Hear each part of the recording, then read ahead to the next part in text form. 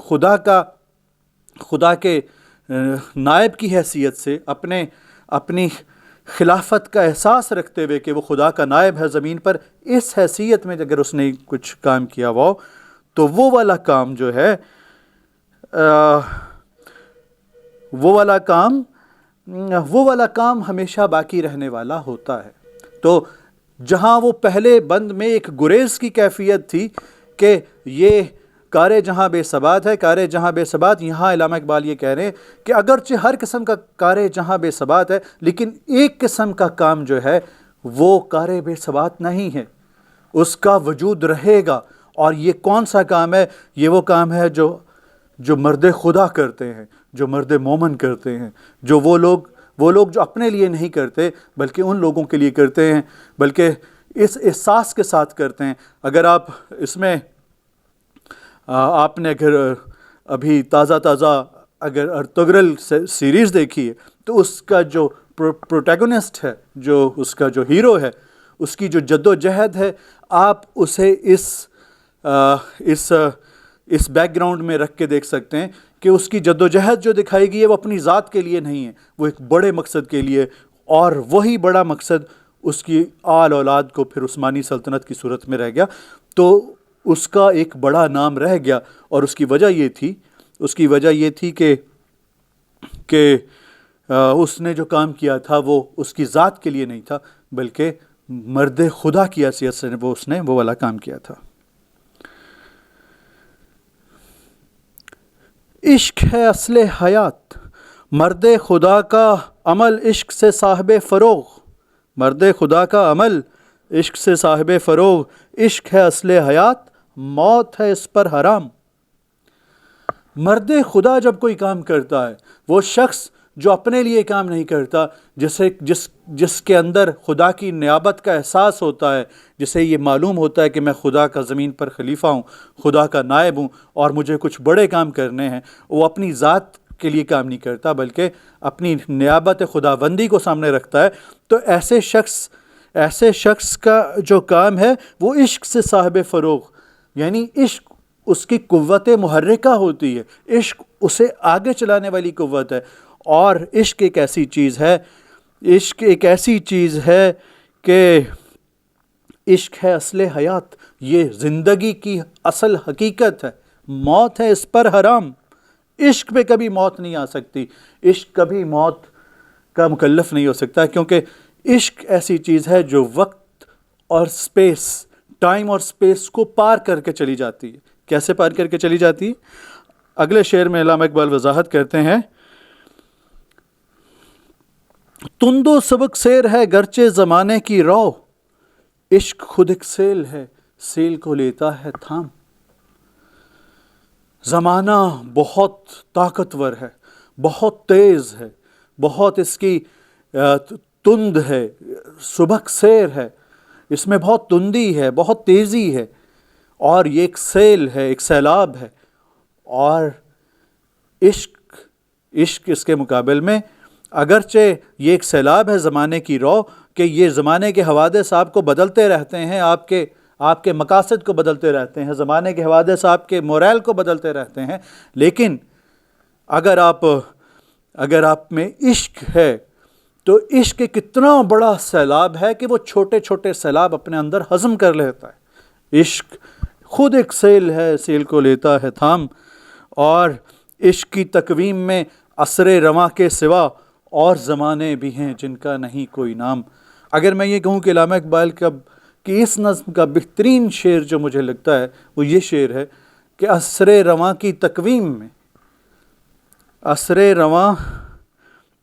عشق کی تقویم میں عصر رواں کے سوا اور زمانے بھی ہیں جن کا نہیں کوئی نام، تو بے جانا ہوگا۔ اس شعر میں علامہ اقبال نے ایک نئی حقیقت کی طرف اشارہ کیا ہے۔ یہ وہ ہے جو تقریباً اس چیز کے قریب ہے جسے اسٹیفن ہاکنگ نے لیٹ 90s میں اور لیٹ 80s میں جا کے پروو کیا، کہ وقت جو ہے وہ کانسٹنٹ نہیں ہے، وقت میں تبدیلی ہو سکتی ہے، وقت تبدیل ہو سکتا ہے۔ اور علامہ اقبال یہاں پہ یہ کہتے ہیں، اور ہمارے پاس مذہبی حوالے میں جو ساری کرامات اور معجزات کا ذکر ہے وہ اسی چیز کی طرف اشارہ دلاتا ہے، اسی کی طرف توجہ دلاتا ہے کہ عشق کی تقویم میں، عشق کے کیلنڈر میں، تقویم مین کیلنڈر، عشق کی تقویم میں، عشق کے کیلنڈر میں ایک تو وہ ٹائم ہے جس ٹائم سے ہم گزر رہے ہیں، عصر رواں، عصر رواں تو ایک ٹائم ہے، لیکن اس ٹائم کے علاوہ اور ٹائم بھی موجود ہیں۔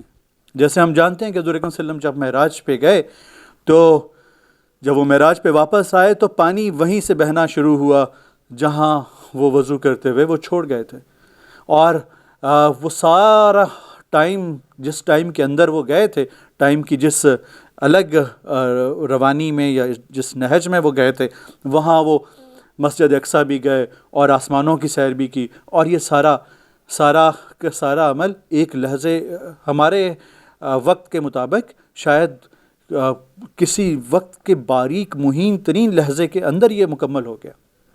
تو یہ بڑا مشکل کنسیپٹ ہے کہ ہم اسے کیسے سمجھیں کہ عشق کی تقویم میں عصر رواں کے سوا، چونکہ ہمارے تجربے میں کبھی وہ ٹائم آئے ہی نہیں، کوئی وہ ٹائم آئے ہی نہیں جو موجودہ وقت کے علاوہ ہوں، تو عصر رواں کے سوا اور زمانے بھی ہیں جن کا نہیں کوئی نام، تو اور زمانے ہیں جنہیں ہم ابھی تک نام نہیں دے سکے۔ نام کیوں نہیں دے سکے؟ کیونکہ ہم نے ابھی تک انہیں ایکسپیرینس نہیں کیا۔ جو چیز ہمارے ایکسپیرینس میں نہیں آتی، جو چیز ہمارے تجربے میں نہیں آتی، ہم اسے نام نہیں دے پاتے، اور یہ ایک حقیقت ہے کہ ہم اسے نام نہیں دے پاتے۔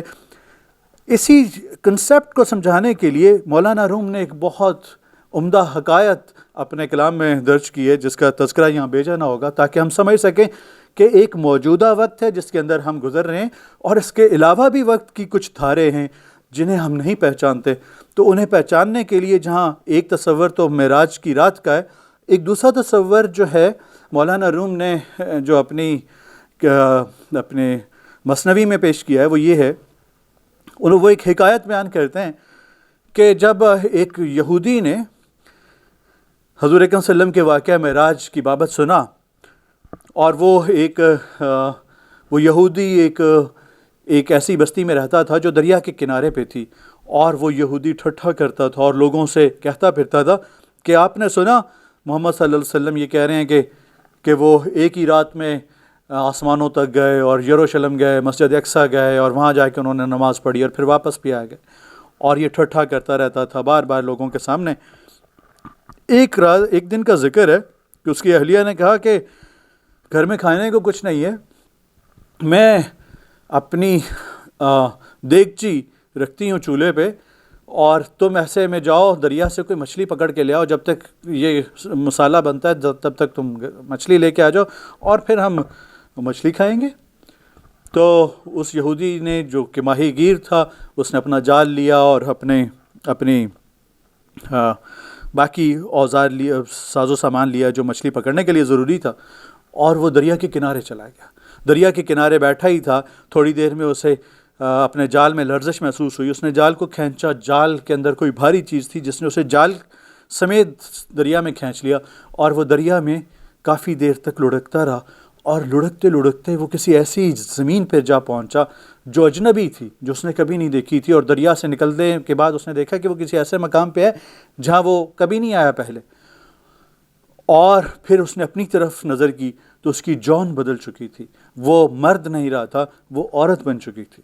اور مولانا روم یہ کہتے ہیں کہ وہاں پہ ایک شخص آیا جس نے اس خاتون کو دیکھا اور پھر ان سے شادی کر لی۔ یہ عرصہ گزرتا رہا اور ان کے چند بچے بھی ہو گئے۔ اس دوران وہ خاتون کی حیثیت سے وہاں پہ کپڑے دھونے آیا کرتی تھی، اسی دریا کے اس کنارے پہ جس کنارے پہ اب وہ رہتی تھی، اور کپڑے دھوتے دھوتے ایک دن وہ دوبارہ دریا میں گر گئی، اور جو ہی وہ دریا میں گری تو جب وہ دریا سے باہر نکلی تو اس نے دیکھا کہ وہ اسی جگہ پہ تھا جہاں وہ پہلے مقام پہ گرا تھا، اور اس مقام پر وہ دوبارہ مرد کی حیثیت سے موجود تھا۔ اب وہ دوڑتا دوڑتا اپنے گھر کو لوٹا، اور اس کی بیوی کہتی ہے، ہاں تم اتنی جلدی آ گئے، میں نے تو ابھی اسے شروع بھی نہیں کیا تھا، مسالہ رکھا بھی نہیں تھا، لکڑیاں جلائی بھی نہیں تھیں. تو وقت کی گزران کے کئی مختلف دھارے ہیں جو مولانا روم کی اس حکایت سے ہمیں ان کے بارے میں پتہ چلتا ہے. اس کے بعد علامہ اقبال عشق کی مزید توضیح کرتے ہیں. عشق دم جبریل، عشق دل مصطفیٰ. وہ جو دم جبریل ہے، جو جبریل علیہ السلام کے سانس ہیں، وہ سانس جو ہیں وہ عشق سے بھرے ہوئے ہیں کہ وہ وہی میسج لے کے آتے ہیں جو میسج خدا کی طرف سے انہیں انسانیت کے لیے دیا جاتا ہے. عشق دل مصطفیٰ، وہ جو حضور اکرم صلی اللہ علیہ وسلم کے دل میں جو چیز وہ جس سے وہ بھرا ہوا تھا، جس کیفیت سے وہ بھرا ہوا تھا، اپنی امتیوں کے لیے بھی، سارے انسانوں کے لیے بھی، اور ساتھ ہی ساتھ میں خدا کے لیے بھی، وہ چیز عشق تھی. تو عشق دم جبریل، عشق دل مصطفیٰ، عشق خدا کا رسول، عشق خدا کا کلام. یہاں علامہ اقبال ایک اور تصور کی طرف وہ ہماری رہنمائی کرتے ہیں. یہ ابن عربی کے تصور کی طرف ہے کہ خدا کو اپنی خلقت سے بھی عشق ہے، اور اگر یہ عشق نہ ہوتا تو خدا رسول نہ بھیجتا اس بھٹکتی ہوئی انسانیت کی فلاح کے لیے، اس کی رہنمائی کے لیے. تو عشق خدا کا رسول، یعنی خدا کے جتنے رسول ہیں یہ اس عشق کا مظہر ہیں جو عشق اللہ تعالیٰ کو اپنے انسانوں سے ہے اور جو انسانیت سے ہے. اور اسی طرح عشق خدا کا کلام، خدا کا کلام یعنی قرآن پاک اور جو دیگر ہدایت کی کتابیں آئیں، یہ بھی اسی عشق کی مظہر ہیں کہ انسان کہیں بھٹکتا نہ رہے. وہ جو درد خدا کے دل میں ہے، وہ جو عشق خدا کے دل میں ہے انسان کے لیے، یہ اس کا مظہر ہے. عشق دم جبریل، عشق دل مصطفیٰ، عشق خدا کا رسول، عشق خدا کا کلام. عشق کی مستی سے پیکر گل تابناک، عشق ہے صحبائے خام، عشق ہے کاس الکرام. عشق کی مستی سے پیکر گل تابناک، وہ جو پھول کا جو بدن ہے اس پہ جو رنگت آئی ہے وہ عشق کی مستی کی وجہ سے ہے. عشق سے پیکر گل تابناک، عشق کی مستی سے پیکر گل تابناک، عشق ہے صحبائے خام، عشق ہے کاس الکرام. عشق ہے صحبائے خام مطلب عشق وہ کچی شراب ہے، کچی شراب. صحبا شراب کو کہتے ہیں، خام کچا پن، کجی والی چیز. صحبائے خام کیوں؟ صحبائے خام اس لیے کہ یہ دونوں طرف لے جا سکتی. عشق کی قوت محرکہ آپ کو اچھائی کی جانب بھی لے جا سکتی ہے اور بعض اوقات برائی کی جانب بھی لے جا سکتی ہے. تو صحبائے خام اس لیے کہا گیا کہ ایک جو ریفائنڈ وائن ہوتی ہے اس کا اثر یہ ہوتا ہے کہ وہ آپ کو سرور کی جانب لے کے جاتی ہے، جبکہ ایک جو ان ریفائنڈ وائن ہے وہ آپ کو بعض اوقات سرور کی جانب لے جا سکتی ہے اور بعض اوقات آپ کی صحت کے لیے بڑے غلط نتائج اس کے ہو سکتے ہیں کہ وہ آپ کی صحت کو خراب بھی کر سکتی. تو صحبائے خام سے یہ دونوں طرف اس کے راستے بن سکتے ہیں عشق سے کہ آپ اچھائی کی طرف بھی جا سکتے ہیں. یہ قوت محرکہ ہے، ایک پاور ہے. اس پاور کو استعمال کرتے ہوئے آپ اچھائی کے راستے پہ بھی جا سکتے ہیں اور آپ برائی کے راستے پہ بھی جا سکتے ہیں. عشق ہے صحبائے خام، عشق ہے کاس الکرام. کاس کہتے ہیں پیالے کو، کرام کہتے ہیں بزرگی والے. عشق ہے کاس الکرام. اور عشق صرف شراب ہی نہیں ہے، عشق وہ پیالہ بھی ہے، وہ بزرگی والا پیالہ بھی ہے جس کے اندر شراب انڈیل کے پی جاتی ہے. تو اس کا مطلب یہ ہے کہ عشق خالی قوت محرکہ نہیں ہے بلکہ وہ لوگ پورے مکمل مجسم عشق بھی بن جایا کرتے ہیں. بعض اوقات ایسا بھی ہوتا ہے. عشق فقیہ حرم، عشق امیر جنود، عشق ہے ابن سبیل، اس کے ہزاروں مقام. عشق فقیہ حرم. فقیہ حرم کون بنے گا؟ جسے فقہ سے دلچسپی ہو. اور فقہ سے دلچسپی کون رکھے گا؟ جسے عشق ہو. تو فقیہ حرم، عشق اصل جو وہ فقیہ حرم ہے، جو وہاں کا فتویٰ دینے والا ہے حرم کے اندر سے، وہ عشق ہے. عشق فقیہ حرم، عشق امیر جنود. اور جو ہمارا لشکر ہے، لشکر کا جو امیر ہے وہ بھی عشق ہے، کہ وہ اس کے پیچھے جو قوت ہوتی ہے وہ عشق کی قوت ہوتی ہے، اور اگر امیر جنود لشکر کے امیر کے پیچھے عشق کی قوت نہ ہو، عشق کی قوت محرکہ نہ ہو، تو وہ کوئی جنگ نہیں جیت سکتا۔ اور اگر اسی طرح حرم کے فقی کے پیچھے عشق کی طاقت نہ ہو تو وہ کوئی فتوے نہیں دے سکتا، وہ کسی فکر انگیز مسئلے کو سلجھا نہیں سکتا۔ عشق ہے ابن سبیل، اس کے ہزاروں مقام، عشق ہے ابن سبیل، اس کے ہزاروں مقام، عشق راستے کا بیٹا ہے، یعنی اس سے راستے نکلتے ہیں، عشق راستے نکالتا ہے، اور ہمیں اپنی عام زندگیوں میں پتہ ہے کہ یس عشق راستے نکالتا ہے، جب ہمیں عشق ہوتا ہے تو ہم اس کے لیے راستے نکالتے ہیں، اس کے ہزاروں مقام، اور اس میں ہزارہا مقام آتے چلے جاتے ہیں، یعنی اس کے مقام جو ہیں وہ اس کی منزلیں نہیں ہوتی، اس کے ٹھہراؤ پڑاؤ کے مقام ہوتے ہیں، وہاں سے وہ ٹھہر کے آگے نکلتا ہے، وہ منزلیں نہیں بنتی اس کی۔ عشق کے مضراب سے نغمہ تار حیات، عشق سے نور حیات، عشق سے نار حیات، عشق کے ساتھ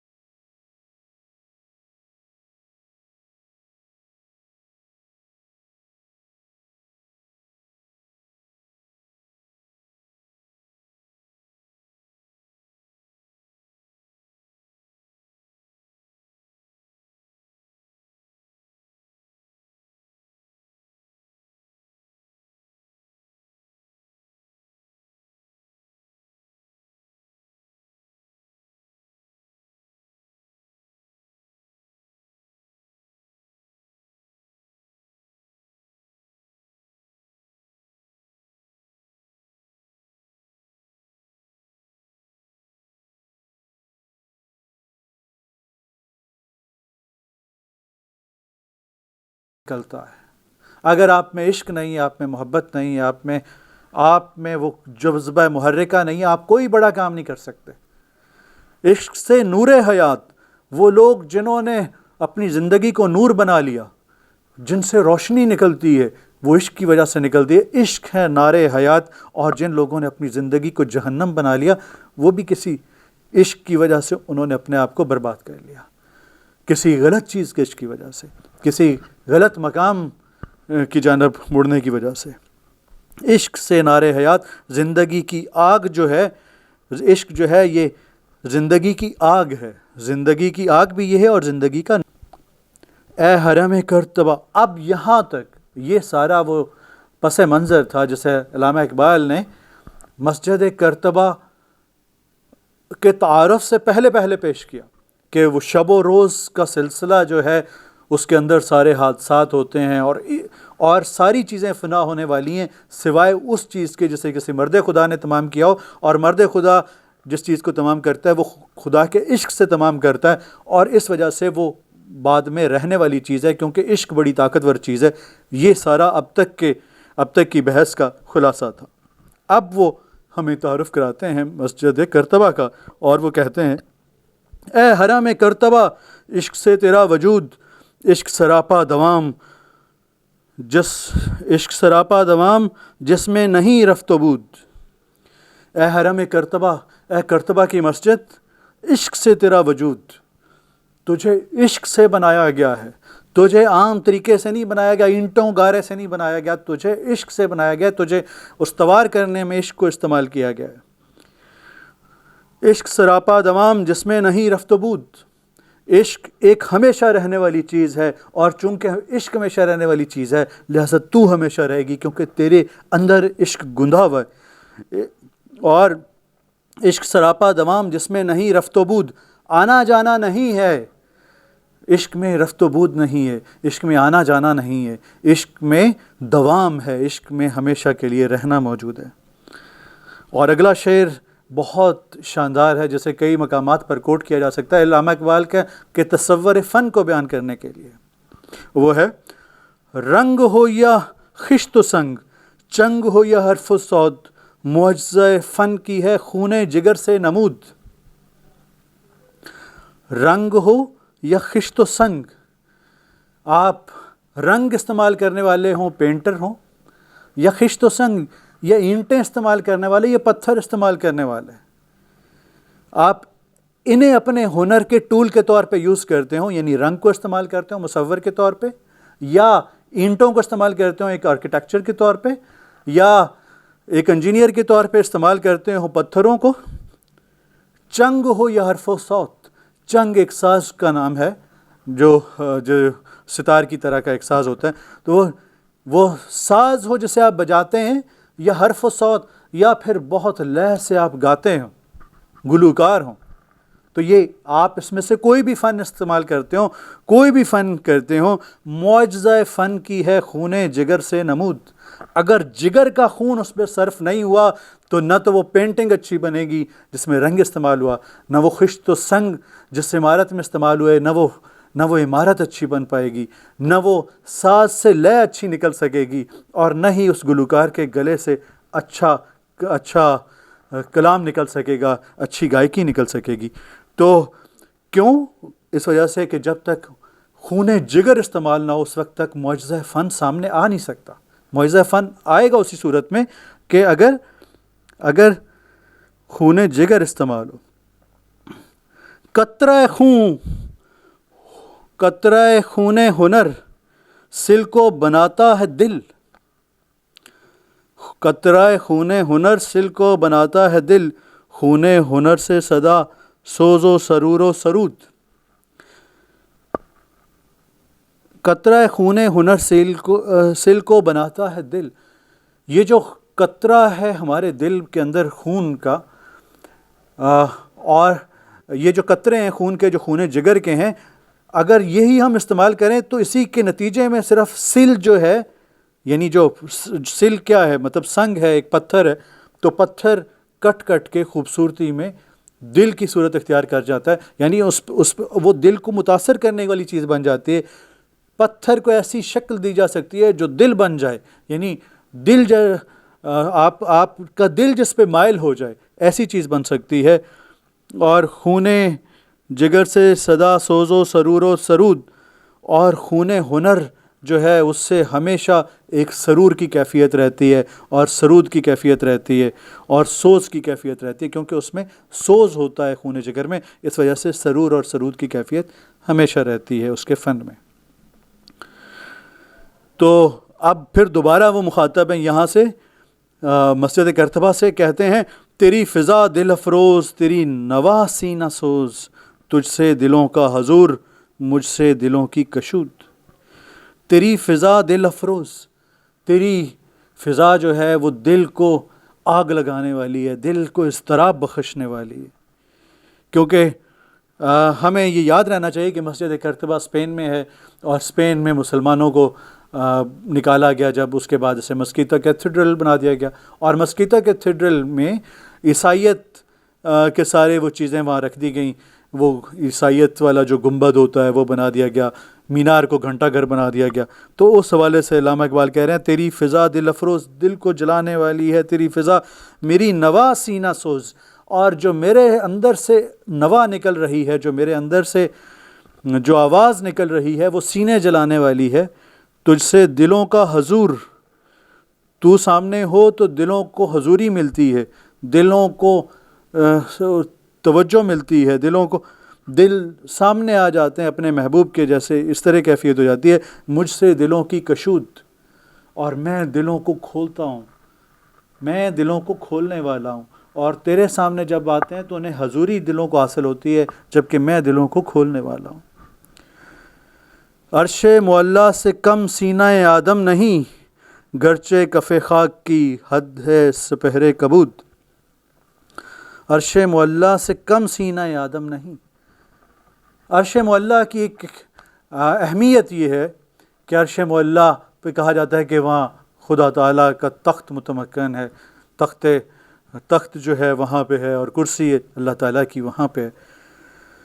تو علامہ اقبال یہ کہتے ہیں کہ عرش اور سینہ آدم، ان میں فرق نہیں ہے، وہ جو عرش ہے اتنا ہی قیمتی ہے، انسان کا سینہ، انسان کا دل جو ہے وہ اتنا ہی قیمتی ہے۔ عرش معلیٰ سے کم نہیں، کم سینہ آدم نہیں، گرچہ کف خاک کی حد ہے سپہر کبود۔ اگرچہ یہ جو کف خاک ہے، جو ایک مشت خاک ہے، جو ایک مٹھی بھر مٹی ہے، یعنی انسان ایک مٹی سے نکلے ہوئی چیز ہے، اور ایک مٹھی بھر مٹی ہے جسے اللہ تعالیٰ نے اپنی عنایت سے ایک انسان کے روپ دے دیا، تو اس کی حد تو یہ ہے کہ یہ نیلے آسمان تک نہیں جا سکتا۔ سپہر کبود، نیلا آسمان، نیلے آسمان تک نہیں جا سکتا، لیکن یہ اس کا جو دل ہے انسان کا، وہ عرش معلیٰ سے کم نہیں ہے۔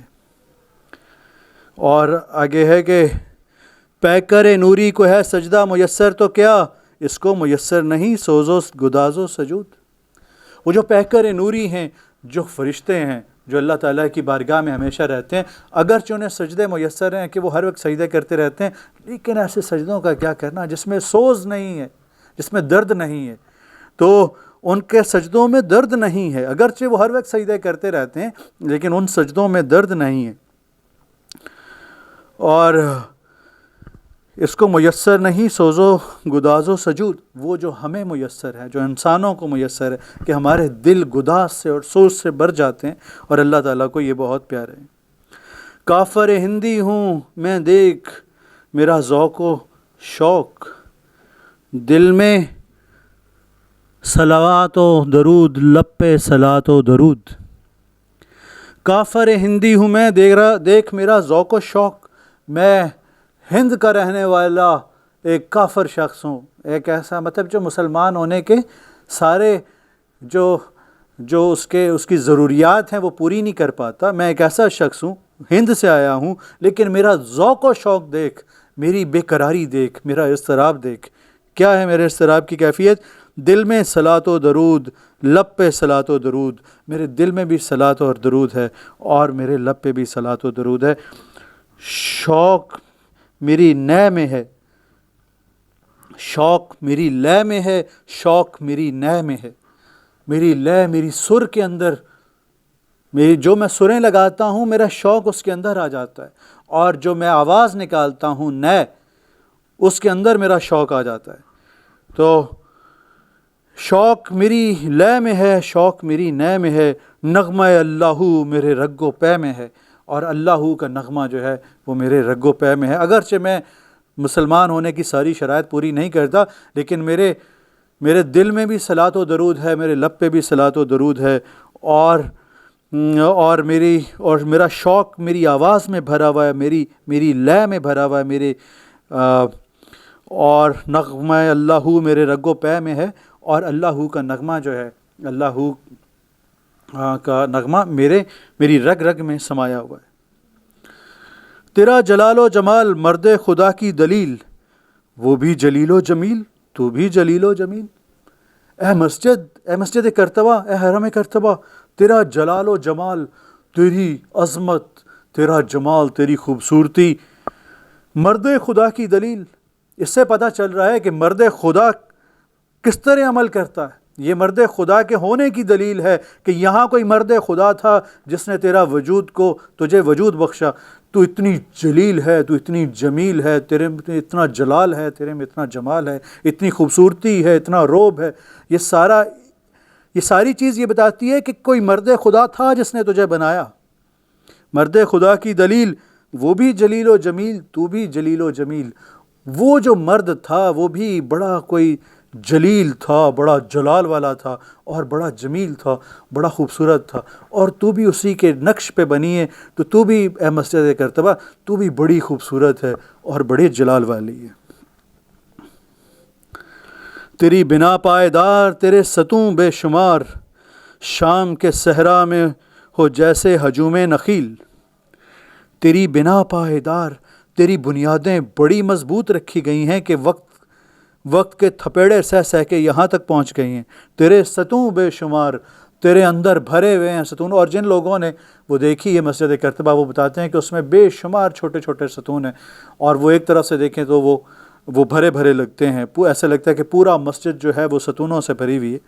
اور اسے بڑی خوبصورتی سے ایک شاعرانہ تشبیہ دی علامہ اقبال نے، جیسے شام کے صحرا میں جیسے ہجوم نخیل۔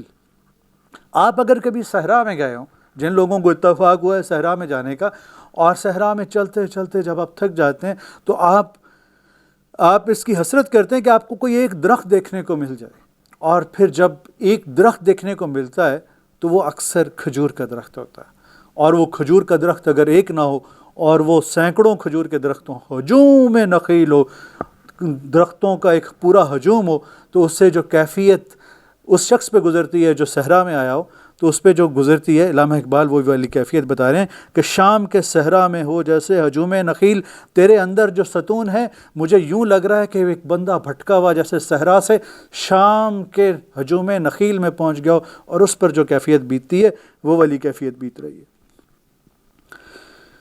تیرے در و بام پہ وادی ایمن کا نور، تیرا منار بلند جلوہ گہے جبرائیل۔ تیرے در و بام پہ وادی ایمن کا نور، وادی ایمن امن والی وادی یعنی مکہ، تو تیری در و بام پہ، تیرے دروازوں پہ، تیری کھڑکیوں پہ، تیرے دروازوں اور کھڑکیوں پہ مکہ کی امن والی وادی کا نور نظر آتا ہے کہ وہی مسجد ہے، وہیں سے جو صدائیں نکلی تھی وہ صدائیں یہاں پہ بولی جاتی ہیں۔ اور تیرے منار بلند جلوہ گاہ جبرائیل، اور تیری جو مینار ہے یہ یہاں پہ تو جبریل علیہ السلام اپنا جلوہ دکھاتے ہوں گے، اپنے آگے ٹھہرتے ہوں گے، جب آسمانوں سے زمین کی طرف آتے ہوں گے تو رستے میں یہاں تھوڑی دیر کے لیے اپنا جلوہ دکھاتے ہوں گے، ٹھہرتے ہوں گے، اتنا بلند ہے۔ اور پھر وہی کہتے ہیں کہ مٹ نہیں سکتا کبھی مرد مسلماں کے ہے، اس کی اذانوں سے فاش سرے کلیم و خلیل۔ مسلمان کبھی نہیں مٹ سکتا، اگرچہ وہاں سے اندلس سے مسلمانوں کو نکال دیا گیا تھا 800 سال پہلے۔ اور مسجد کرتبہ کو دیکھ کے جو علامہ اقبال پہ ایک کیفیت آ رہی تھی، اس کی ایک وجہ یہ بھی تھی، اگر ہم تاریخی حوالہ دیکھیں تو جس عہد میں مسلمان اندلس میں پہنچے تھے اسی عہد میں مسلمان ہندوستان میں پہنچے تھے، تقریباً 711 عیسوی کے دوران، عیسوی کے آس پاس. اور جب علامہ اقبال وہاں پہ گئے تو اس سے کئی 100 سال پہلے مسلمانوں کو وہاں سے نکالا جا چکا تھا، اور وہ درد ان کے اندر تھا، اور ایک خوف کی کیفیت بھی تھی کہ کہیں ایسا نہ ہو کہ ہندوستان سے بھی ہمیں اسی طرح نکلنا پڑے، مسلمانوں کا نام مٹ جائے، جس طرح کہ اندلس میں اور ہسپانیہ میں مسلمانوں کا نام مٹ گیا. لیکن پھر ان کے اندر سے آواز آتی ہے اور وہ کہتے ہیں مٹ نہیں سکتا کبھی مرد مسلمان کے ہے اس کی اذانوں سے فاش سر کلیم و خلیل. مسلمان مٹ نہیں سکتا، یہاں سے بھی مٹا نہیں ہے، یہاں پہ بھی دوبارہ مسلمان آئیں گے. وجہ اس کی اذانوں سے فاش سر کلیم و خلیل. حضرت موسیٰ علیہ السلام کے جو راز تھے اور جو خلیل حضرت ابراہیم علیہ السلام کے جو راز تھے، وہ اس کی اذانوں سے، جب یہ اذان دیتا ہے تو وہی والا راز بیان کر رہا ہوتا ہے جو راز خدا نے ان سے بیان کیے تھے. یہ مسلمان جو ہے جب یہ اذان دیتا ہے تو یہ وہ راز انسانیت سے بیان کر رہا ہوتا ہے جو راز خدا نے اس وقت حضرت موسیٰ کو بتائے تھے اور حضرت ابراہیم علیہ السلام کو اپنے حضور سے بتائے تھے. وہ والے راز مسلمان اپنی اذان سے بیان کر رہا ہوتا ہے. جب وہ یہ کہتا ہے اللہ اکبر اللہ اکبر اشہد اللہ الہ الا اللہ اشہد اللہ الہ الا اللہ، تو یہ دراصل وہی راز ہے جو اللہ تعالیٰ نے کلیم کو بتایا تھا، جو خلیل کو بتایا تھا.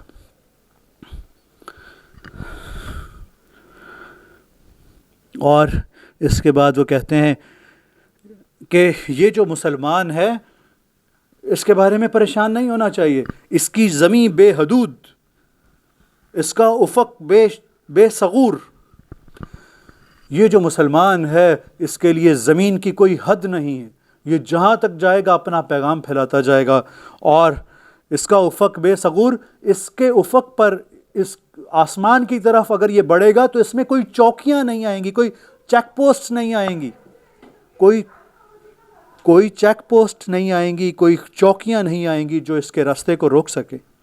تو جب زمین پہ ہے تو یہ اس کے لیے حدود جو ہیں وہ کھلی ہیں، اور افق کی طرف جائے، آسمان کی طرف جائے تو وہاں اسے کوئی چوکی روکنے والی نہیں ہے. اس کے سمندر کی موج دجلہ و دینیوب و نیل، اس کا جو سمندر ہے اس کی موجیں ہیں یہ چھوٹے چھوٹے دریا. کون سے دریا؟ دریائے ڈینیوب جو یورپ کا سب سے بڑا دریا ہے، اور دجلہ جو مشرق وسطیٰ کا سب سے بڑا دریا ہے، اور دریائے نیل جو کہ افریقہ کا سب سے بڑا دریا ہے، بلکہ ساری دنیا کا سب سے بڑا دریا ہے. یہ سارے دریا جو ہیں دراصل ایک مومن کے اندر جو سمندر ہے اس کی موجوں کی صورت میں ہیں، اس کی چھوٹی چھوٹی موجیں ہیں. اس کے زمانے عجیب، اس کے فسانے عجیب، اس کے زمانے عجیب، اس کے فسانے عجیب. اس کے جس زمانے سے یہ گزرتا ہے وہ زمانہ عجیب ہو جاتا ہے، اور جو فسانے یہ کریٹ کرتا ہے وہ فسانے عجیب ہو جاتے ہیں.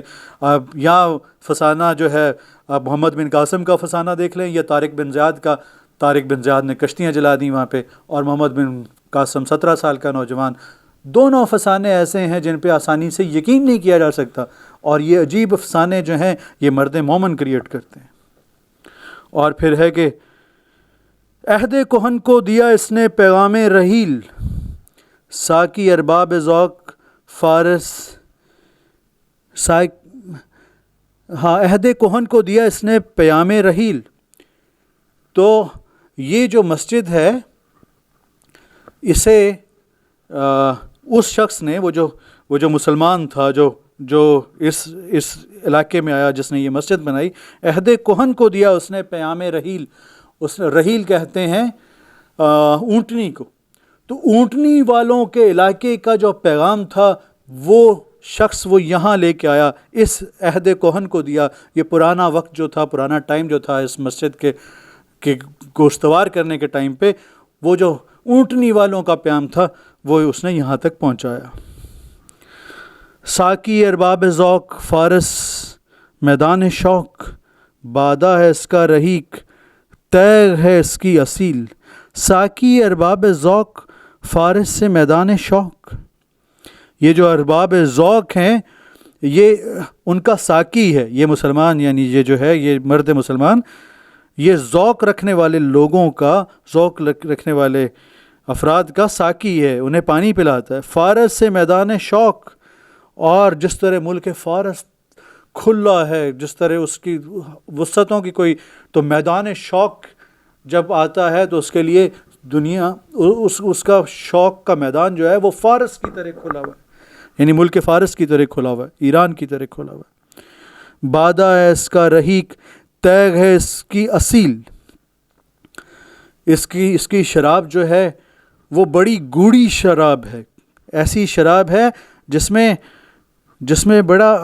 میں بڑی کیا کہنا چاہیے، بہت طاقتور شراب ہے۔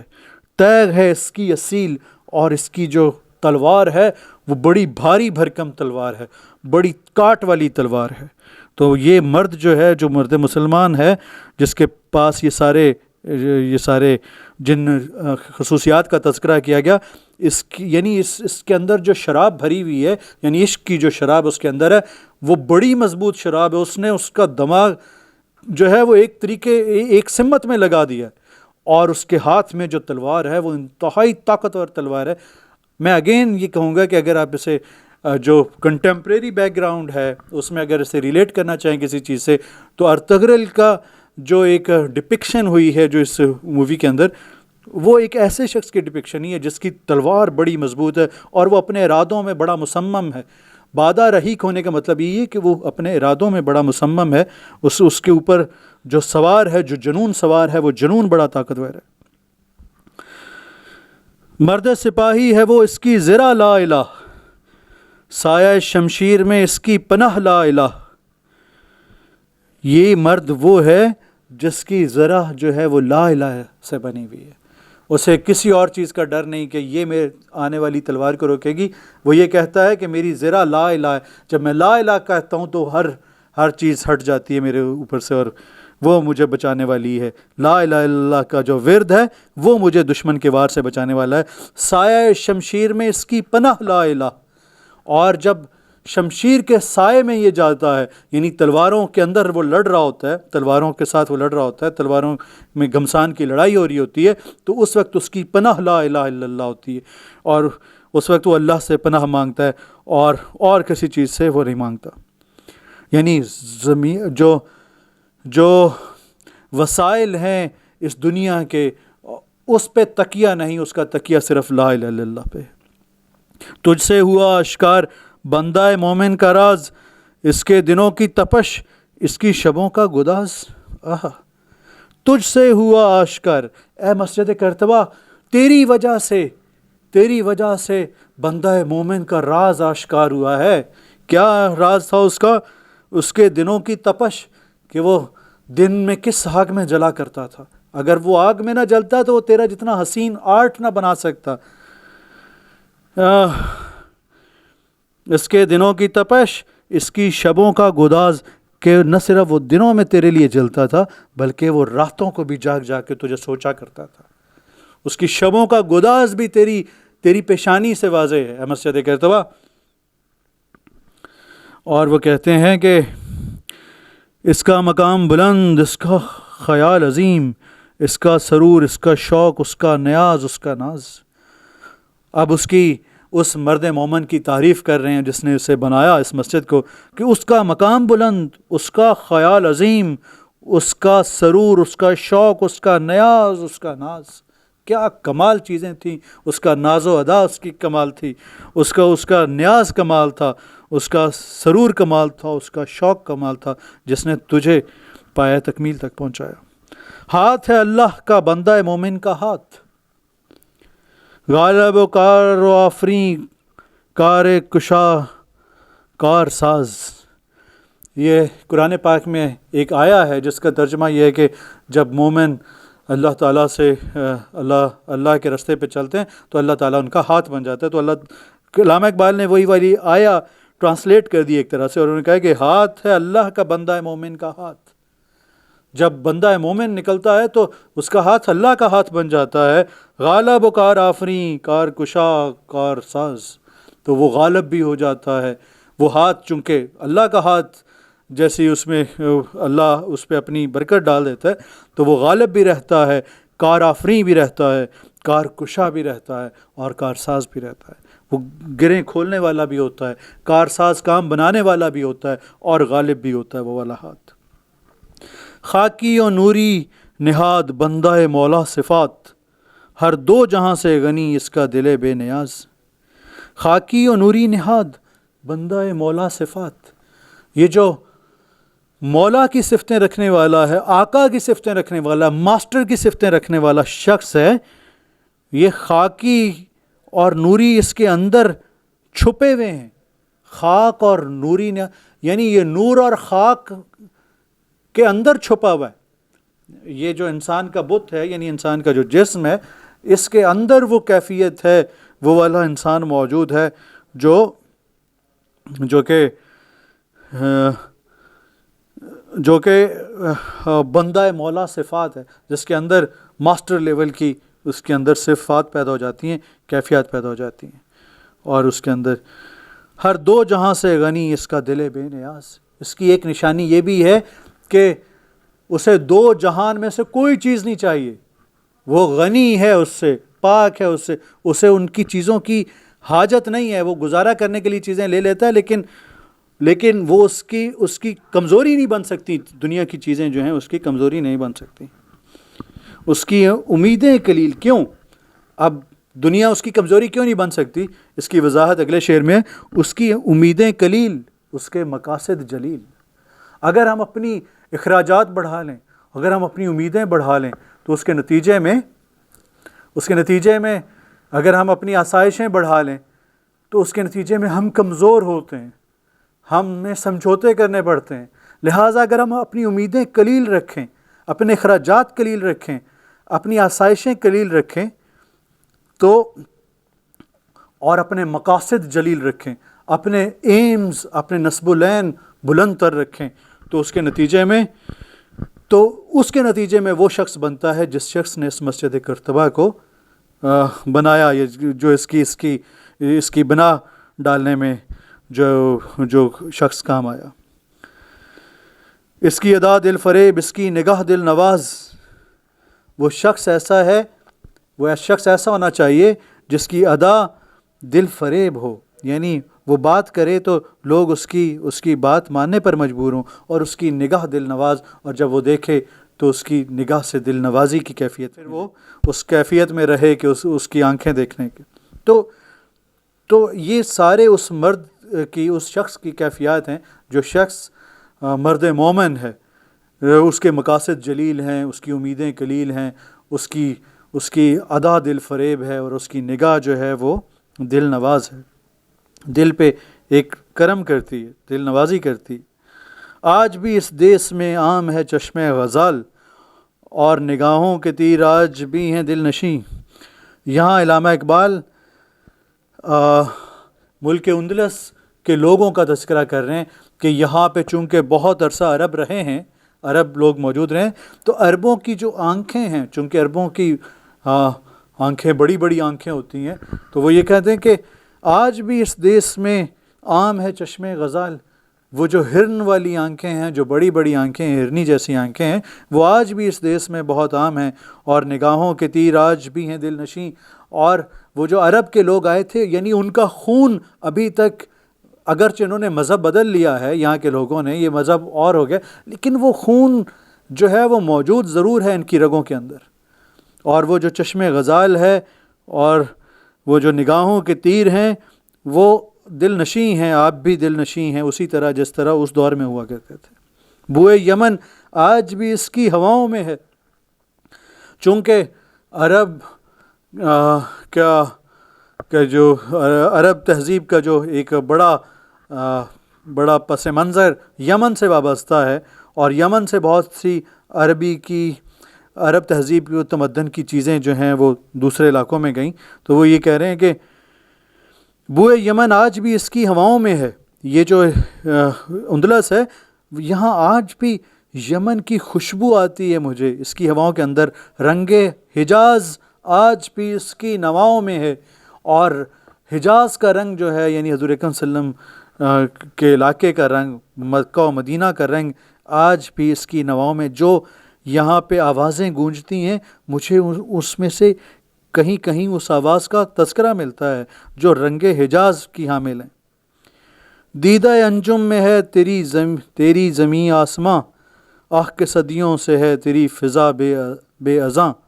دیدہ انجم میں ہے تیری زمیں آسماں، دیدہ انجم میں ہے تیری زمیں آسماں، یعنی ستاروں کی آنکھ، ستارے جب دیکھتے ہیں تو ان کی آنکھ میں تیری زمین آسمان جیسی، جیسے ہم آسمان کو دیکھتے ہیں ایسے جب ستارے تجھے دیکھتے ہیں تو وہ تیری زمین کو آسمان سمجھتے ہیں۔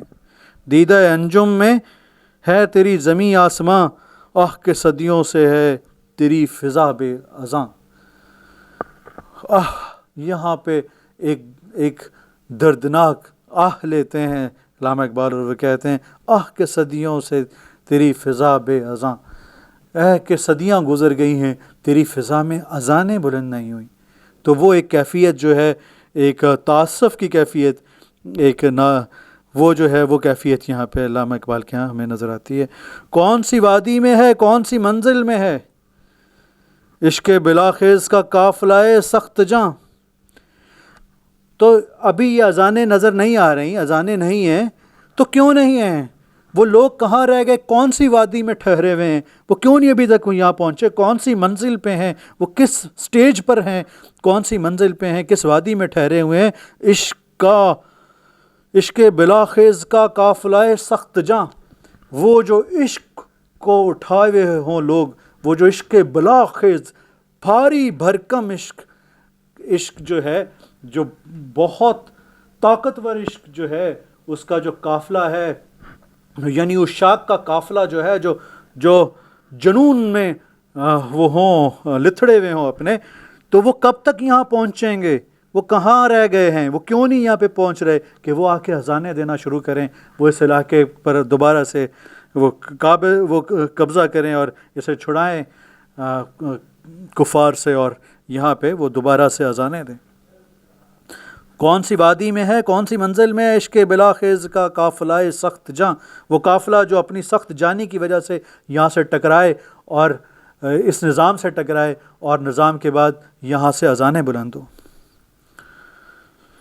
دیکھ چکا المنی شورش اصلاح دین، جس نے نہ چھوڑے کہیں نقش کہن کے نشاں، حرف غلط بن گئی عصمت پیر کنشت، اور ہوئی فکر کی کشتی نازک رواں۔ دیکھ چکا المنی شورش اصلاح دین، المنی سے مراد ہے جرمنی، تو جرمنی اصلاح دین کی ایک تحریک کو دیکھ چکا ہے، جرمنی اس تحریک سے نکل چکا ہے جو اصلاح دین کی تحریر تھی، لیکن اس سے کوئی فرق نہیں پڑا، یعنی عیسائیت میں اصلاح دین کی ایک تحریک چلی تھی جو جرمنی میں چلی تھی، اس سے کوئی خاص فرق نہیں پڑا۔ اس نے نہ چھوڑے کہیں نقش کہن کے نشاں، اگرچہ کہ اس نے پرانے نقش کہن جو تھا، پرانے جو وہ چیزیں تھیں ان کے نشان باقی نہیں رہنے دیے، لیکن دیکھ لی گئی، وہ والی تحریک بھی دیکھ لی گئی۔ حرف غلط بن گئی عصمت پیر کنشت، وہ جو پیر کنشت، کنشت کسے کہتے ہیں؟ کنشت کا مطلب ہے یہودیوں کا جو معبد ہے، جہاں بیٹھ کے وہ سیاسی فیصلے کیا کرتے ہیں اور دوسرے فیصلے کیا کرتے ہیں، اسے بیٹھک جو ہوتی ہے اسے کنشت کہا جاتا ہے۔ تو پیر کنشت یعنی یہودیوں کے جو ربی ہیں، جو یہودیوں کے بہت بڑے ہیں، تو حرف غلط بن گئی عصمت پیر کنشت، یعنی اس کی جو عزت تھی پیر کنشت کی، یعنی جو یہودیوں کے جو بڑے تھے ان کی جو عظمت تھی، وہ حرف غلط بن گئی ہے۔ اور ہوئی فکر کی کشتی نازک رواں، اور اس کے بعد کیا ہوا؟ فکر، لوگ اپنی اپنی سوچ لے کے کشتی نازک کشتی، اپنی اپنی سوچ کی نازک کشتی لے کے رواں ہو گئے ہیں، اس سے کوئی خاص فرق نہیں پڑنے والا۔ اچھا، یہاں بعض لوگوں نے پیر کنشت اسے بھی کہا ہے مارکس کو، کیونکہ مارکس چونکہ یہودی تھا، اور اس کی بھی ایک پورا ایک سبجیکٹ ہے کہ کیسے انسانیت کو وہ دی جائے، تو یہ اس پس منظر میں بھی ہو سکتا ہے کہ حرف غلط بن گئی عصمت پیر کنشت، یعنی مارکس کی جو عصمت تھی، مارکس کی جو وہ تھی جو عزت تھی اسے بالکل حرف غلط بنا دیا گیا، اور لوگ اپنی اپنی فکر کی چھوٹی چھوٹی کشتیاں بنا کے رواں ہو گئے۔ اور پھر وہ کہتے ہیں کہ چشم فرانسیس بھی دیکھ چکی انقلاب، اس سے دگرگوں ہوا مغربیوں کا جہاں۔ فرانس میں انقلاب آ چکا ہے، اور اس کی وجہ سے مغرب کا جہان جو ہے وہ الٹا پلٹا ہو گیا ہے، کہ اس میں جو درہم برہم ہو گیا، ایک افراتفری کی کیفیت اس میں پیدا ہو گئی ہے۔ تو چشم فرانسیس بھی دیکھ چکی انقلاب، فرانس کی آنکھوں نے بھی انقلاب دیکھ لیا ہے، اور اس سے مغرب کا سارا جہان الٹ پلٹ ہو گیا ہے۔ ملت رومی نیاد کہنا پرستی سے پیر، ملت رومی نیاد کہنا پرستی سے پیر، یعنی جو ترک ہیں اور جو روم، مولانا روم کے وہ ہیں، ملت رومی نیاد کہنا پرستی سے پیر۔ اب یہاں دو حوالے ہو سکتے ہیں، ایک تو وہ رومی کا حوالہ دے رہے ہوں شاید، ملت رومی مطلب ترک اور افغان اور یہ کیفیت جو ہے، تو یہ جو ہیں، یہ جو اقوام ہیں کہنا پرستی سے پیر، چونکہ پرانی قدامت پسندی میں الجھی ہوئی ہیں، تو اس وجہ سے یہ بوڑھی ہو چکی ہیں یہ والی اقوام۔ لذت تجدیدہ سے وہ بھی ہوئی پھر جواں۔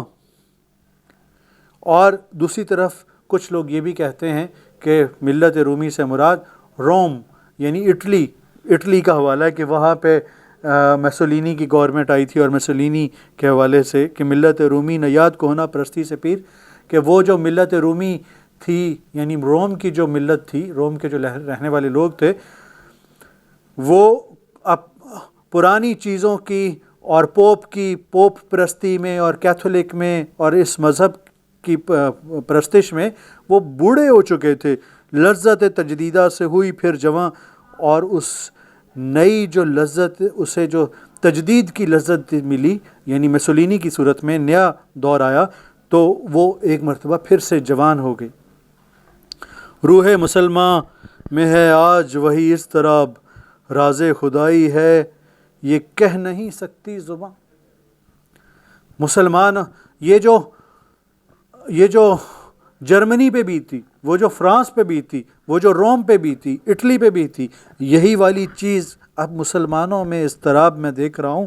راز خدائی ہے یہ کہہ نہیں سکتی زبان، یہ خدا کا راز ہے، ابھی میری زبان اسے بیان نہیں کر سکتی، کیونکہ ابھی وقت نہیں ہے اسے بیان کرنے کا۔ نرم دم گفتگو گرم دم جستجو، رزم ہو یا بزم ہو پاک دل و پاک باز۔ وہ کیسا شخص ہوگا جو آئے گا، اسے چھڑائے گا اس مسجد کرتبہ کو، اور یہاں پہ پھر اذان دے گا؟ کیسا ہوگا؟ نرم دم گفتگو، جب گفتگو کرے گا تو نرم کیا کرے گا۔ گرم دم جستجو، اور جب کسی جستجو اس کے اندر جاگے گی، جب وہ کسی چیز کی تلاش میں جائے گا تو وہ گرم دم ہوگا، وہ گرم جوشی کے ساتھ جائے گا۔ اور رزم ہو یا بزم ہو پاک دل و پاک باز، وہ محفل میں بیٹھا ہو یا جنگ میں ہو، دونوں حالتوں میں اس کا دل پاک دل ہے اور پاک باز ہے۔ وہ کہیں بھی اپنی پاکی کو وہ نہیں داغدار نہیں ہونے دے گا، چاہے وہ محفل میں بیٹھا ہو، چاہے وہ جنگ کے میدان میں ہو۔ نقطہ پرکار حق مرد خدا کا یقین، واہ، نقطہ پرکار حق مرد خدا کا یقین، اور یہ عالم تمام وہم و طلسم و مجاز۔ نقطہ پرکار حق مرد خدا کا یقین، پرکار آپ نے دیکھی ہوگی، آپ نے بچپن میں جب میتھمیٹکس پڑھی ہوگی تو آپ نے پرکار استعمال کی ہوگی۔ پرکار وہ دائرہ بنانے کا ایک ٹول ہے جس میں درمیان میں سوئی ہوتی ہے اور اس کے ایک طرف پینسل لگی ہوئی ہوتی ہے، اور آپ گھماتے ہیں اسے اور ایک پورا دائرہ بن جاتا ہے۔ علامہ اقبال اسی کا حوالہ دے رہے ہیں کہ نقطہ پرکار حق مرد خدا کا یقین، وہ جو اس کا نقطہ ہے درمیان والا جس کے گرد سارا دائرہ بنتا ہے، وہ مرد خدا کا یقین ہے۔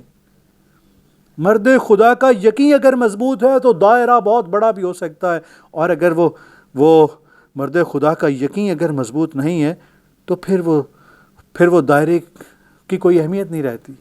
تو سارے دائروں کی اہمیت یہ ہے کہ وہ جو نقطہ پرکار حق ہے وہ کہاں پہ، اور اس میں مرد خدا کا یقین کتنا مضبوط ہے۔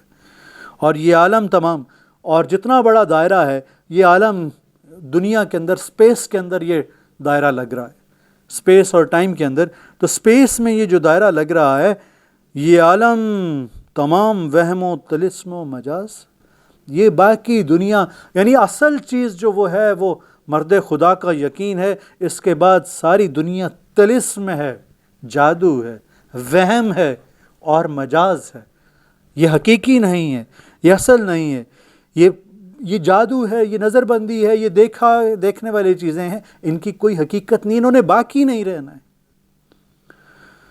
حلقہ آگے ہے کہ عقل کی منزل ہے وہ، عشق کا حاصل ہے وہ، حلقہ آفاق میں گرمی محفل ہے وہ شخص جو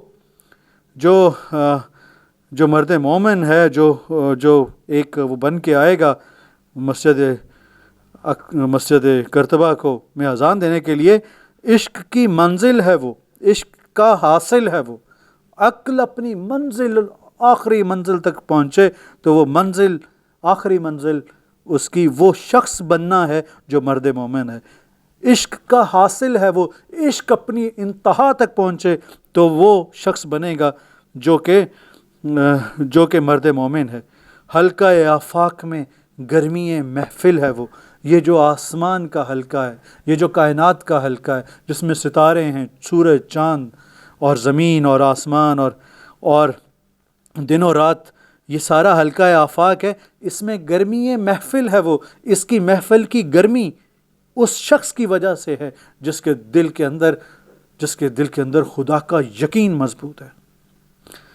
اور ہے کہ کعبہ اسباب فن سطوت دین مبین، تجھ سے حرم مرتبت اندلسیوں کی زمیں، کعبہ ارباب فن سطوت دین مبین، کعبہ ارباب فن۔ اب دوبارہ وہ مخاطب اس سے ہوتے ہیں مسجد کرتبہ سے، کہتے ہیں کہ تو کعبہ ارباب فن ہے، جو لوگ اپنا فن لگاتے ہیں، جو اپنا ہنر لگاتے ہیں، تو ان کا کعبہ ہے، کعبہ ارباب فن سطوت دین مبین، اور تو شکو ہے، سطوت ہے کس کی؟ دین مبین کی، وہ جو دین حضور اکرم صلی اللہ علیہ وسلم لے کے آئے تھے، دین مبین مطلب بین، دیکھے جانے والا، ظاہر ہو جانے والا دین کی سطوت ہے، تو اس کا شکو ہے۔ تجھ سے حرم مرتبت اندلسیوں کی زمین، تیری وجہ سے اے مسجد کرتبہ، تیری وجہ سے اندلسیوں کی زمین جو ہے، اندلس کے رہنے والوں کی زمین جو ہے وہ ہمارے لیے حرم جیسی ہو گئی ہے۔ کیوں؟ کہ تو یہاں پہ قائم ہے نہ گردوں اگر حسن میں تیری نظیر، ہے تہے گردوں اگر حسن میں تیری نظیر، قلب مسلمہ میں ہے اور نہیں ہے کہیں۔ اگر آسمان کے نیچے اگر تیری کوئی اور مثال موجود ہے، تیرے جیسی کوئی اور مثال موجود ہے مسجد کرتبہ، اگر آسمان کے نیچے کوئی اور مثال موجود ہے تو وہ اور کہیں نہیں ہے، وہ مسلمانوں کا دل ہے، مسلمانوں کا قلب ہے، وہ بھی ایسا ہی اجڑا ہوا بے یار و مددگار ہے، جیسے تیرے اندر اذانیں نہیں ہو رہی ایسے ہی ان میں بھی وہ نہیں ہو رہی، لیکن ان کی جو بنا ہے وہ بھی ایمان پہ ہے، تیری بنا بھی ایمان پہ ہے۔ لہٰذا اگر تیرے جیسا حسن کی کوئی مثال ہے تو وہ قلب مسلمہ ہے۔ وہ مردان حق و عربی شہ سوار، حامل خلق عظیم صاحب صدق و یقین، جن کی حکومت سے ہے فاش یہ رمز غریب، سلطنت اہل دل فقر ہے شاہی نہیں۔ تو یہاں اس شعر میں، ان دو اشعار میں علامہ اقبال وہ جو عربی شاہ سوار تھے ان کی خصوصیات گنوا رہے ہیں کہ وہ مردان حق وہ عربی شاہ سوار، حامل خلق عظیم صاحب صدق و یقین، جن کی حکومت سے ہے فاش یہ رمز غریب، سلطنت اہل دل فقر ہے شاہی نہیں۔ اہل دل کی سلطنت جو ہے وہ فقر ہے، فقر، اور وہ بادشاہی نہیں ہے۔ جن کی نگاہوں نے کی تربیت شرق و غرب، ظلمت یورپ میں تھی جن کی خرد راہ بیں، جی، جن کی نگاہوں نے کی تربیت شرق و غرب، یہ وہ مسلمان تھے، یہ وہ عرب تھے جنہوں نے مشرق اور مغرب دونوں کی تربیت کی۔ ظلمت یورپ میں تھی ان کی خرد راہ بیں۔ جب نشاط ثانیہ سے پہلے کا دور تھا اور یورپ پر ظلمت چھائی ہوئی تھی، یورپ جہالت کے اندھیروں میں ڈوبا ہوا تھا، تو یہی مسلمان تھے، یہ جو مسلمان عربی شہ سوار تھے جن کی عقل خرد راہ بیں، راہ دکھانے والی خرد، راہ دکھانے والی عقل کی وجہ سے وہ ظلمت یورپ کے اندھیرے دور ہوئے۔ وہ جو ظلمت یورپ تھی وہ دور ہوئی، یورپ کے اندھیرے دور ہوئے۔ جن کے لہو کے طفیل آج بھی ہیں اندلسی، خوش دل و گرم اختلاط، سادہ و روشن جمی، اور انہی کی وجہ سے ان کے لہو کے اندر جو ان کے جینز تھے، وہ جینز اندلسیوں میں ابھی تک آ رہے ہیں، جس کی وجہ سے یہ یہاں کے لوگ جو ہیں اگرچہ مسلمان نہیں ہیں لیکن آج بھی خوش دل ہیں، گرم اختلاط ہیں، یعنی فوراً ملنے جلنے والے ہیں، سادہ لوگ ہیں، اور روشن جبیں، اور چمکتی ہوئی جبینوں والے، چمکتے ہوئے پیشانیوں والے لوگ ہیں۔ یعنی ان کا ایک جو نسلی تعلق ہے عربوں سے، وہ ابھی تک وہ جو ہے اس میں ایک وہ برقرار ہے، وہ جینس کا سلسلہ۔ اور پھر دیکھیے علامہ اقبال کہتے ہیں، دیکھیے اس بحر کی تہ سے اچھلتا ہے کیا، گنبد نیلو فری رنگ بدلتا ہے کیا۔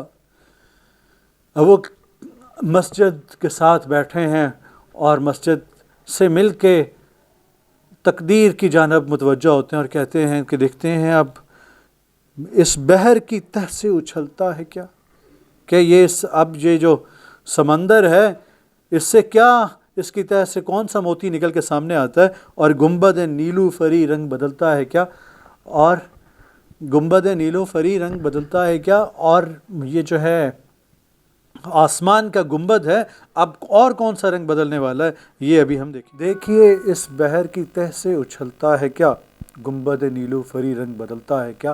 علامہ اقبال اس شعر میں یہ کہہ رہے ہیں کہ دیکھیے وقت کے سمندر سے دیکھتے ہیں، آئیے مل کے دیکھتے ہیں کہ اب کیا چیز برآمد ہوتی ہے۔ اتنے بہت سے حوادث آئے، اتنی بہت سی تبدیلیاں آئی اس علاقے میں، تو اب دیکھتے ہیں اب کیا ہونے والا ہے۔ گنبد نیلو فری رنگ بدلتا ہے کیا، اب یہاں پہ یہ آسمان کا نیلے رنگ کا گنبد جو ہے اب کون سا رنگ بدلے گا، اور آسمان کے رنگ پہ شفق موجود ہے۔ اگلے شعر میں وہ یہ کہتے ہیں کہ وادی کوثر میں غرق شفق ہے صحاب، یہ جو شفق کا رنگ نظر آ رہا ہے ایک افق کے اوپر وادی کوثر میں، اور وادی کوثر سے مراد یقیناً اندلس کی وادی یا قرطبہ کی وادی ہے کہ یہ کوثروں میں پہاڑوں کے اندر گھری ہوئی تھی۔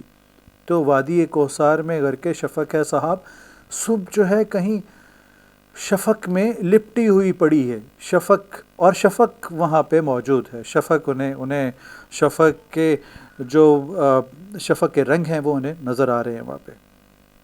پھر وہ یہ کہتے ہیں، سادہ و پرسوز ہے دختر دہقاں کا گیت، کشتی دل کے لیے سیل ہے عہد شباب۔ یہ جہاں علامہ اقبال بیٹھے ہیں انہیں سنائی دیتا ہے کہ ایک دختر دہقاں گزر رہی ہے اور وہ ایک گیت گا رہی ہے، اور وہ اس کی کیفیت کو سمجھ سکتے ہیں۔ وہ یہ کہہ رہے ہیں کہ سادہ و پرسوز ہے، اس میں سادگی بھی ہے اس دختر دہقاں کے گیت میں، اور سوز بھی موجود ہے۔ کسی دل کے لیے سیل ہے عہد شباب، چونکہ یہ نوجوان بچی ہے ایک، تو ایسے دل کے لیے جو نوجوان ہو اس کے لیے ایک سیلاب کا کام دیتا ہے شباب، ایسے دل کے لیے ایک سیلاب کا کام دیتا ہے شباب، اسے بہا لے جاتا ہے شباب، اگر دل جو ہے اس کے لیے ایک شباب جو ہے وہ ایک سیل کا کام دیتا ہے، ایک سیلاب کا کام دیتا ہے، دل کو بہا لے جاتا ہے شباب۔ اب اے آب روان کبیر تیرے کنارے کوئی دیکھ رہا ہے کسی اور زمانے کا خواب۔ اے آب روان کبیر، یہ وہ دریا ہے جو مسجد کرتبہ کے پاس سے گزرتا ہے، اور علامہ اقبال یہاں اس کے کنارے پہ بیٹھے ہوئے ہیں۔ علامہ اقبال کہتے ہیں اسے مخاطب کر کے کہ اے آب روان کبیر، تیرے کنارے پہ بیٹھ کے کوئی شخص دیکھ رہا ہے کسی اور زمانے کا خواب۔ ایک شخص بیٹھا ہوا، یعنی وہ اپنے آپ کا تذکرہ کرتے ہیں کہ میں بیٹھا ہوں اور میں کسی اور زمانے کا خواب دیکھ رہا ہوں یہاں پہ۔ یہ زمانہ نہیں رہے گا ہمیشہ جہاں تمہارے حرم کے اندر اذان دینے کی اجازت نہیں ہے۔ یہ زمانہ ہمیشہ رہنے والا نہیں ہے۔ یہاں اور زمانے کا خواب دیکھنے والا کوئی بیٹھا ہوا ہے، اور وہ میں ہوں۔ عالم نو ہے ابھی پردہ تقدیر میں، میری نگاہوں میں ہے اس کی سحر بے حجاب۔ نیا دور جو آنے والا ہے وہ ابھی تقدیر کے پردے میں لپٹا ہوا ہے، لیکن میری نگاہ سے بچ نہیں پا رہا۔ میری نگاہ میں وہ صبح بے حجاب ہو چکی ہے، میں اسے دیکھ چکا ہوں اس آنے والے وقت کو جو یہاں آنے والا ہے ابھی۔ اور وہ کہتے ہیں کہ پردہ اٹھا دوں اگر چہرہ افکار سے، لا نہ سکے گا فرنگ میری نواؤں کی تاب۔ یہ جو عالم فرنگ اور جو ویسٹ نے جو فلسفی دے رکھی ہے، جو فلسفوں کا ایک تومار باندھ رکھا ہے، نئے نئے فلسفے موجود ہیں، اگر میں ان کے چہروں سے نقاب ہٹا دوں، اگر ان کے چہروں سے اس فلسفے کے چہرے سے میں نقاب کھینچ لوں، تو میری جو نوائیں ہیں، میری جو آواز ہے، فرنگ یعنی مغرب، عالم مغرب اس کی تاب نہیں لا سکے گا۔ یہ جل جائیں گے سارے افکار، یہ جو فلسفے انہوں نے پیش کر رکھے ہیں۔ اور پھر علامہ اقبال آگے کہتے ہیں جس میں نہ ہو انقلاب موت ہے وہ زندگی، روح امم کی حیات کشمکش انقلاب۔ جس میں نہ ہو انقلاب موت ہے وہ زندگی، جس میں تبدیلی نہیں، جس زندگی کے اندر جو زندگی تبدیلی افورڈ نہیں کرتی، وہ دراصل زندگی ہے ہی نہیں، وہ موت ہے۔ اگرچہ وہ زندگی کا پیرہن اوڑھے ہوئے ہے، لیکن وہ زندگی نہیں ہے، وہ موت کے برابر ہے۔ اور اگر تبدیلی نہیں آ رہی زندگی کے اندر تو وہ زندگی موت کے برابر ہے۔ روح امم کی حیات کشمکش انقلاب۔ یہ جو قومیں ہیں، جو ان کی روح جو ہے وہ کشمکش انقلاب میں ہے، وہ تبدیلی کے عمل میں ہے۔ انقلاب کے لیے جو سرگرمی ہو رہی ہوتی ہے، جو قوتیں باہم ایک دوسرے سے مزاحم ہو رہی ہوتی ہیں، جو لڑائی چل رہی ہوتی ہے، جو محاذرائی ہو رہی ہوتی ہے، وہ کشمکش انقلاب ہے، وہی قوموں کی روح میں جاتی ہے، اور قومیں اسی روح سے پنپتی ہیں، اور وہیں سے زندگی کی صورت بنتی ہے قوموں کے لیے۔ صورت شمشیر ہے دستے قضا میں وہ قوم۔ دستے قضا یعنی تقدیر کے ہاتھ میں وہ قوم ایک تلوار کی صورت میں رہتی ہے، وہ تلوار بن کے رہتی ہے باقی سب کے لیے۔ وہ والی کون سی قوم کرتی ہے جو ہر زمان اپنے عمل کا حساب؟ ایسی قوم جو ہر وقت، ہر عہد، ہر لمحہ اپنے ہر عمل کا احتساب کرتی رہتی ہے۔ جو قومیں اپنے ہر عمل کا ہر لمحہ احتساب کرتی ہیں، وہی اقوام دراصل صورت شمشیر رہتی ہیں دستے قضا کے ہاتھ میں، یعنی تقدیر کے ہاتھ میں وہ تلوار بن کے رہتی ہیں، وہ دوسروں کے سر پہ برستی ہیں، وہ دوسروں پہ حکمرانی کرتی ہیں۔ وہ والی اقوام اپنے ہر عمل کا ہر وقت احتساب کرتی رہتی ہیں۔ اور آخری شعر ہے کہ نقش سب ناتمام خونے جگر کے بغیر۔ جو بھی آپ نے کوئی نقش بنایا ہے، جو بھی آپ نے کوئی فن، اپنے فن کا اظہار کیا ہے، کوئی معجزہ ہنر ہے آپ نے کوئی تصویر بنائی ہے، مجسمہ بنایا، ڈرامہ بنایا، کوئی نظم لکھی ہے، کوئی کچھ بھی کیا ہے، یہ سارے معجزے جو ہیں ناتمام ہیں خونے جگر کے بغیر۔ اگر اس سے آپ نے اپنے دل کا خون، اپنے جگر کا خون نہیں دیا تو یہ نامکمل ہے۔ یہ صرف اسی وقت نغمہ ہے سودائے خام خونے جگر کے بغیر۔ اور وہ جو کسی گلوکار نے کوئی نغمہ گایا، وہ سودائے خام ہے، وہ خام سودا ہے، وہ کوئی بکنے والی چیز نہیں ہے، وہ ایسی چیز ہے جسے بیچا نہیں جا سکتا، کوئی خریدے گا نہیں اگر اس میں خون جگر کی آمیزش نہیں ہے۔ اور خون جگر بہت ضروری ہے اس کے لیے۔ اسی کے ساتھ آج مسجد کرتبہ کی نظم کا اختتام ہوتا ہے۔ یہ سلسلہ انشاءاللہ آئندہ چلتا رہے گا۔ آئندہ نظم جو ہم پیش کریں گے وہ خضر راہ ہوگی، علامہ اقبال کی نظم، اور جب تک کے لیے آپ سے اجازت چاہیں گے۔ بہت شکریہ، تھینک یو ویری مچ۔